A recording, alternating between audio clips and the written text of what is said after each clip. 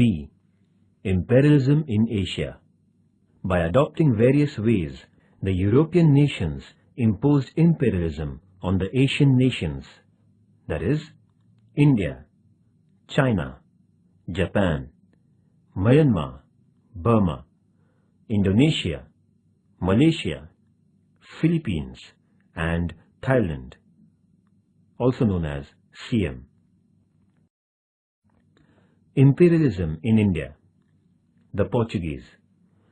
Vasco da Gama, the Portuguese sailor, came to the Calicut, port of India, via South African peninsula in the year 1498 AD.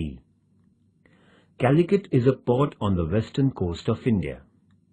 Vasco da Gama was allowed business concessions by King Zamorian. The Portuguese initially had great importance in the Indian politics. However, the Portuguese tried to propagate their religion, expand their rule, and business at the same time. Therefore, they couldn't set up an empire in India. They got restricted to Goa, Diu, and Daman Islands only. The imperialism in China. China is the biggest nation in terms of population in the Asian continent. It was considered to be a dominant nation till the second half of the 18th century. The Chinese people believed their culture to be the most superior of all the cultures in the world. It was the Manchurian from 1644 to 1911 which was held responsible for allowing a gigantic China to be brought under the reign of the Europeans. The Portuguese, who came to China via the sea route, were the first European traders there. They alighted at the Canton port of China in the year 1517. They were allowed concessions within the Canton port. Later on, the Portuguese captured the Macau port. After the Portuguese, the traders from France, England, in China. The coastal region of China was used by them for setting up commercial centers. Nevertheless, China didn't allow anybody to interfere into its internal region for almost 200 years. The Chinese society was molded in the ancient Confucian philosophy. The 8-point regulation announced by China imposed several restrictions on Europeans.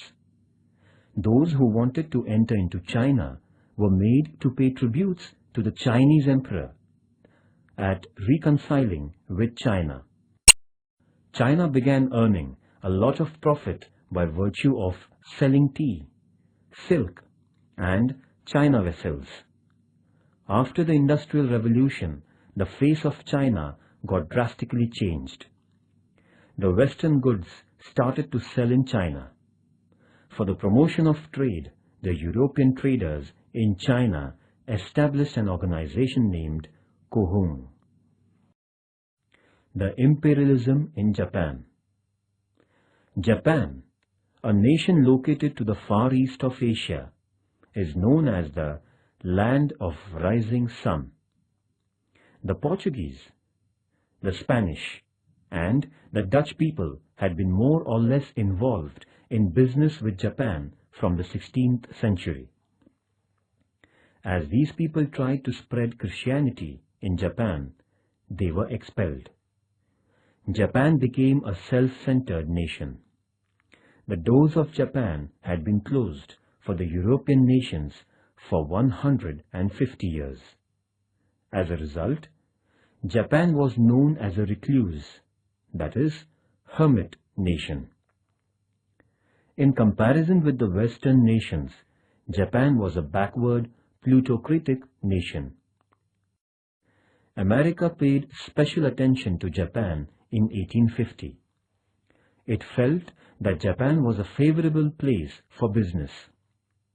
With this commercial intention, America felt the need of making friendship with Japan.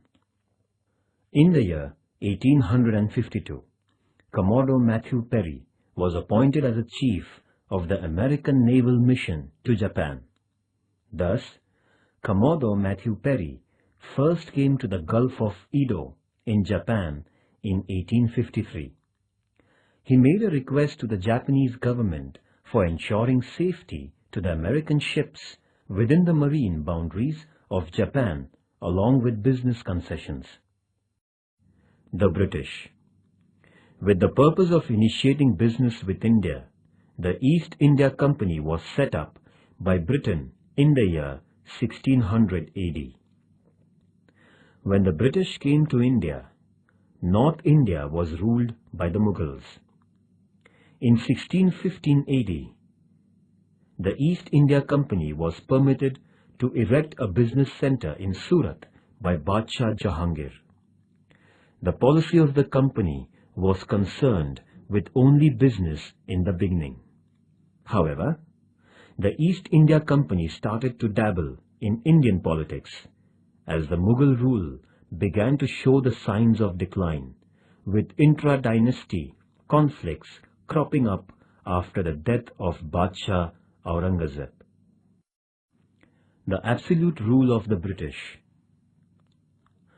Lord Dalhousie introduced doctrine of lapse and undertook the mission of merging the local princely states into the British Empire by rejecting the adopted successors in Jhansi, Nagpur, Satara, Sambhalpur, Udaipur, etc. The state of Ayodhya was merged under the pretext of maladministration. Other princely states were deprived of the periodic pensions and brought under the English Empire. Thus, in the 100 years between 1757 and 1857, almost the entire region of India was brought under the governance of England. The rise of British rule in Bengal.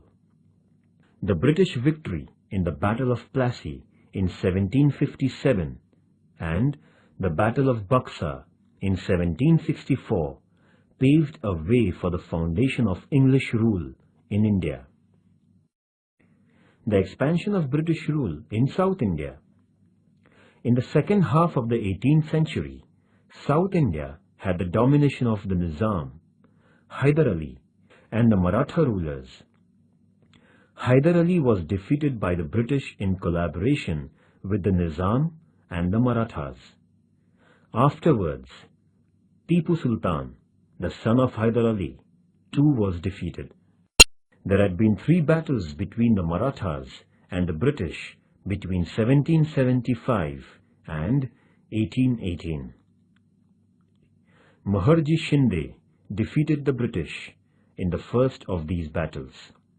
However, in the second battle, the British army came off with flying colours. Finally, Bajirao II had to face defeat at the Battle of Ashti at the hands of the English army, and the Maratha rulers were subdued. The Nizam had accepted the subsidiary alliance system. This system forced Nizam to station British army at his cost. Thus, the subsidiary alliance agreement helped the British to expand their territories in India. The power expansion in Punjab. After the defeat of Marathas, except for Sikh power, all princely states in India were under the British rule. It was Maharaja Ranjit Singh who organized the members of the Sikh community. The East India Company was under the threat of the Maharaja. The British would not do any damage to the Sikh reign as long as Maharaja Ranjit Singh was on the throne. The Sikh Empire had spread in the regions of Punjab, Sindh, Kashmir, and areas in Pakistan. In the wake of Maharaja Ranjit Singh's death in 1839, the quarrels among the successors of the Sikh Empire became an advantage for the British. The English Empire won the vast region under the Sikh Empire between 1845 and 1849. The Karnataka battles, battles between England and France. In the Karnataka region, there sprang up a conflict in the bickering business affairs between England and France on the one hand, and the politics at the court of the Nawab. On the other hand, all the first three battles fought in the Karnataka region were caused because of the rivalry between England and France.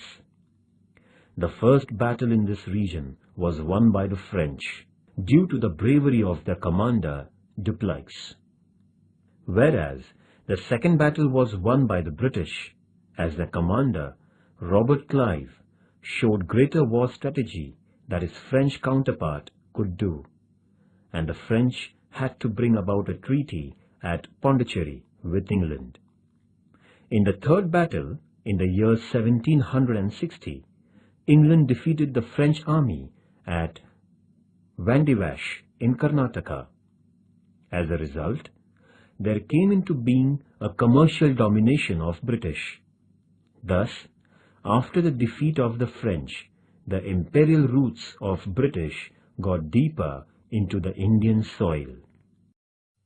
The cutting of the Chinese watermelon.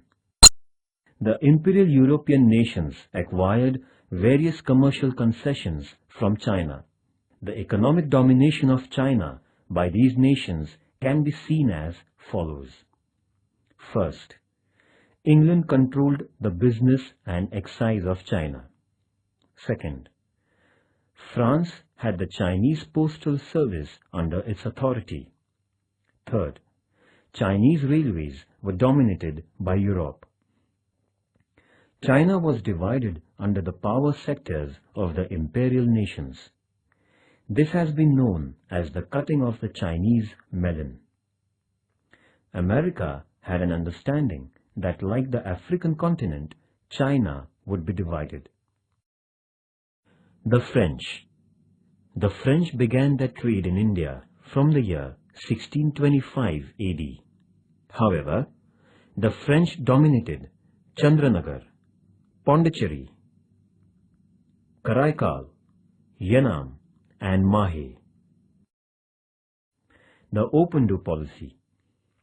America came out with its Open Door Policy in 1899 with the intentions of avoiding the actual political division of China and taking financial advantage.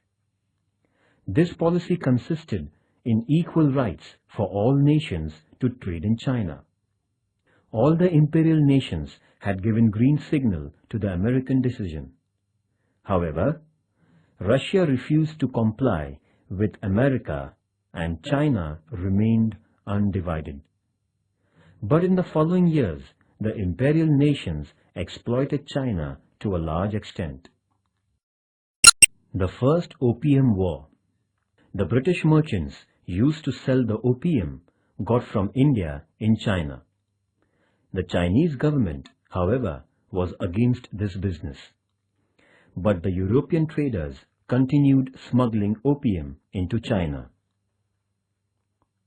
The Chinese people would buy opium by exchanging silver, causing a stream of silver export to England.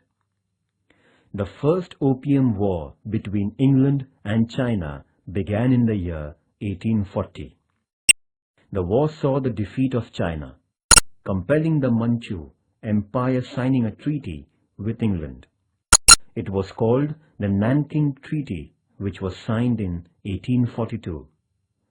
According to the treaty, England was given the control of 4 ports, along with Canton Port. England won the Hong Kong Island.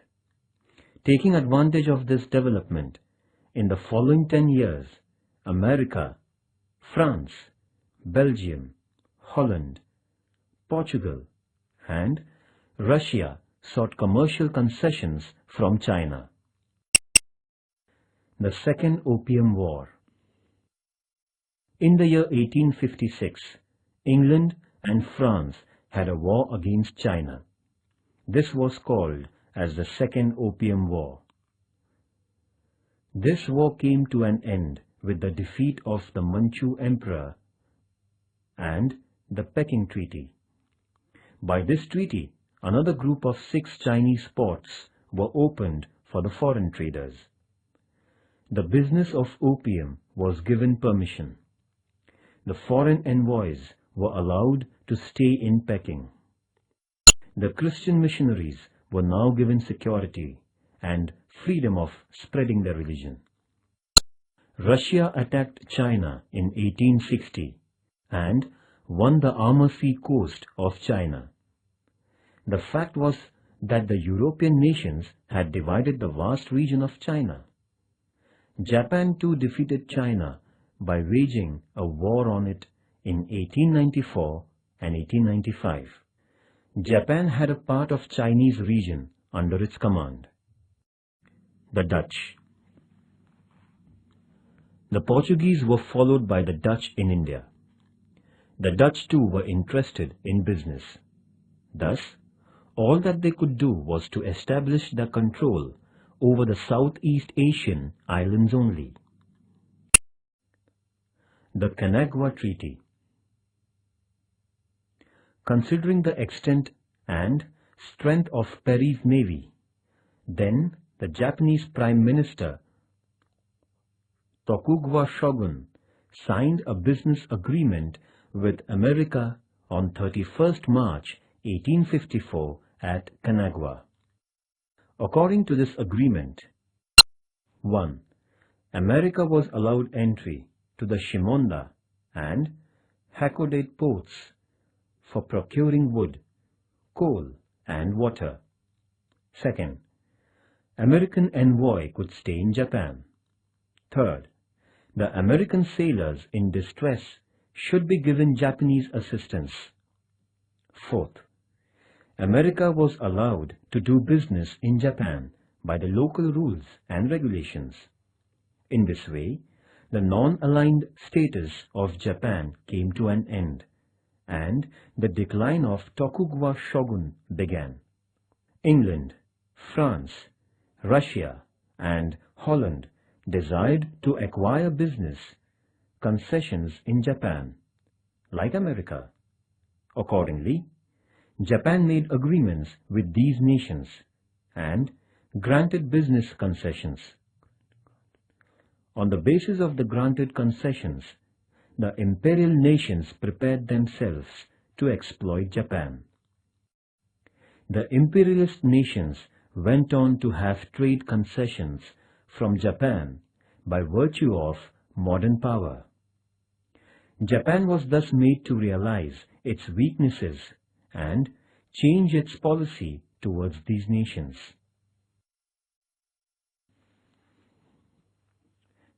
It was during this period that the unrestrained shogun governance was subverted by the Meiji Revolution.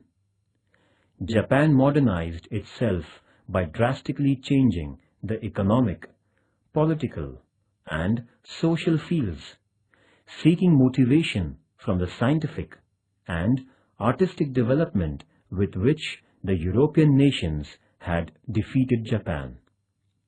After modernizing itself, Japan endeared the policy of imperial expansion. On the one hand, it made an announcement that Asia was for the people of Asia and Japan for the Japanese. And on the other, with a view to imperial expansion, it defeated the powerful nations like China and Russia and annexed regions belonging to China. Japan brought Korea and Formosa under its empire. Japan, the nation which was a victim of imperialism, became a powerful imperial nation in Asia.